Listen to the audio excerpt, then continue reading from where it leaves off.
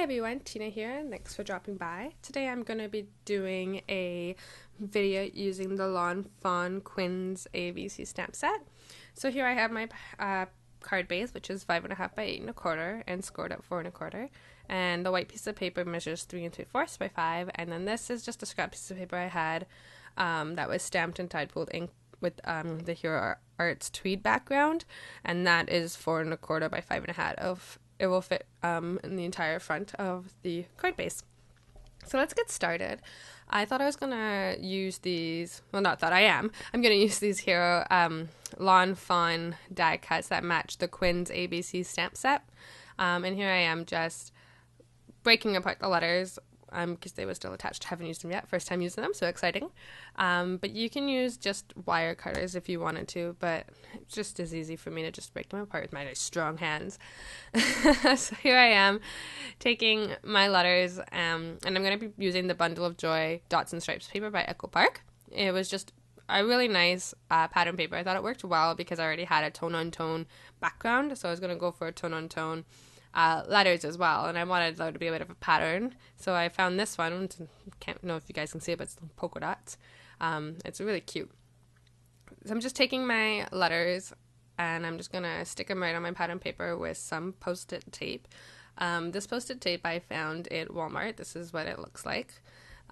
It's perfect when you run it through the die cut machine. Your dies don't move and it's low tack, so it doesn't rip your paper when you go to peel it off, and you can reuse it a couple of times. So I'm just going to use my Tim Holtz picker thingy, I call it, and I'm just going to use it to poke out the rest of the die cuts from the letters. Then I'll be able to stamp on them. I got to run them through one more time because I need a second letter for the P in happy. So once my letters are all cut out, here I am just lining them up, and you'll notice that I'm not having much success with the letter A there. Then I'm going to take my Fiskars stamp press and my stamps, the Quinn's ABCs, and I'm gonna stick one on my stamp press and ink it up with archival jet black ink. I really like this black ink because this ink pad is super juicy. It's newer than my other black ones right now. I need to re-ink them because they're starting to dry out and they're not stamping as nicely. But today, archival jet black was my favorite, so here I am just lining it up. And then, ta-da! There it is, nice and stamped. I wasn't being too specific on being super straight. I wanted this to be more of a fun card. So I wasn't exactly worried about it being dead on. As long as the black lines were on the letter, I was happy. So I'm going to do the letter A, and then I'm going to finish up my letters. You'll find later that I switched to an acrylic block. My Fiskars stamp press is extremely dirty. I got some Hero Arts ink on it, and I didn't wipe it off right away, and that ink is permanent. I don't know if you guys know that, but it's not coming off. I think I need to get some special stamp cleaner oil or something, because my Fiskars stamp press is so dirty I can barely see through it. So I suffered through it, and I used it for the last of these letters, but you'll see for the next part I'll use the acrylic block because I just couldn't see through the stamp press anymore. So here I am just going to take my word happy and I'm going to spell it on my card because I have terrible judgment of size sometimes, and I'm just like, oh, this word happy will fill up the entire card, and here I am putting it on, and I notice that it doesn't fill up the entire card, and I'm very unsatisfied with that. So I was like, well, maybe if I spell the word birthday out with these clear stamps, I might be able to fill up the rest of the card. So here I am taking my letters, because I didn't know if the word birthday would fit completely, because they are bigger letters than the memory box dies. So I just wanted to make sure that all these letters fit before I took the time to cut all the letters out and then realize, oh my gosh, they don't fit. So they fit, yay! So I'm just going to put these aside and grab my dies again and run them through my die cut machine with my post-it tape again. And here I am just picking them out. I'm going to grab my tool again. And now here's my acrylic block. I believe this one's from Fawn. It's a really nice block. It's easy to grab because it's got all those little grooves around it, so it's really easy to line up. And it's clean. Yay! I remember to wipe those ones off right away once I get ink on them. So lining up the letter B and just stamping them, and then I'll do all the letters the exact same way I did the way at happy. Once again, not being too careful of it being completely centered.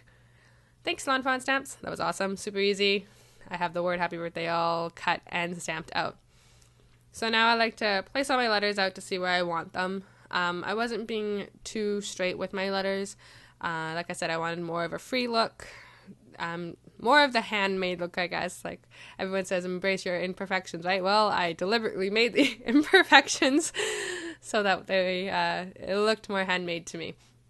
So once I had all my letters spaced out kind of where I wanted them, above and below, and I was kind of going for the happy and that angle art, but I don't think it actually happened. It turned more straight than that. So I have my foam dots here, and I just cut them in half, and I'm going to use them to on the back of my letters. I cut them in half so that they fit because they were really big otherwise. And once I have all the letters, I put all the foam on them first, and then I lined them back up, and then I took the foam adhesive, the backings off of them, and put them on. And like I said, not being super straight. Look at my eye; it's completely on the angle, leaning Tower of Pisa. And then my teeth go in the opposite direction, so it's probably not even straight on the card, but that's okay. I like it anyways. So just finishing up my letters. Got a couple more to go through here. And then once I'm done, I'm just going to take the white cardstock and just use my adhesive. This one's a Scotch adhesive that I got from Michael's, and I'm going to put directly in the card. I didn't want to add any more bulk to it. I felt like the letters were already bulky enough on the card, and they were pretty fragile, so I didn't want to add more, I guess, adhesive to get caught as it goes into the envelope. So again, just adding adhesive to the back of the card and then sticking on my card front, which I have to fold, which has been scored to 4 1/4. And there's my little pink bone folder. I love it. It's from Martha Stewart Crafts. And then just lining up my card on my card front on my card base, and just covering up all the white. And then once I have it lined up, I'm just going to really give it a good press so then that way it doesn't start to peel off. And then I decided the card needed something else, so I have this Wink of Stella glitter pen, which is amazing. I don't know if any of you have a Wink of Stella glitter pen, but it's just the perfect amount of shine to a card. Not too, I guess, like glitterits. When you have all that glitterit, it's like, whoa, that's a lot of glitter. Or like Stickles, where it's a bit more of a chunkier glitter. It kind of hides some of the detail. This just is like a nice, more of a paint, I guess. So if you find one, pick it up. Pick 2 up because you'll go through it so fast. I picked myself up a second one, but I ended up giving it away as a gift because I love them so much, and I know that other people would love them too. So once that's done, I don't know if you guys could see, I was trying to hold it up in the card so you could see the shine, but don't know if it comes through because it's so subtle. I have these laying on my desk. These are enamel dots. I've been hoarding them. As you can see, I have like several packages all there. And I thought this teal color worked really well, the darker one, on the card front to add a little bit of some accent. I was debating on doing a couple of different colors, but I just wanted to keep my card just pretty much 2 colors, super simple, and easy on the eye. So here I am just taking forever to figure out where I want my enamel dots. I have the tendency to take forever to do this because once they're on, they're on. You can't really take them off. They'll rip your paper, and you don't want to take them off because then you have to start all over again. I just wasn't ready to do that. So here I am just kind of playing with them, and then once I have them, give them a really good push down. And that pretty much finishes up my card. I hope you guys enjoyed, and we'll tune in. I have a second card using the exact same supplies, almost the exact same supplies, the Quinn's ABC die cuts and snaps. So I hope you'll tune in to watch that video. You can catch me on Facebook at Tina Thompson or Tina M. Thompson for Twitter and Instagram. And I also have my blog, which I will post a link in the section below. Thanks for watching. Bye.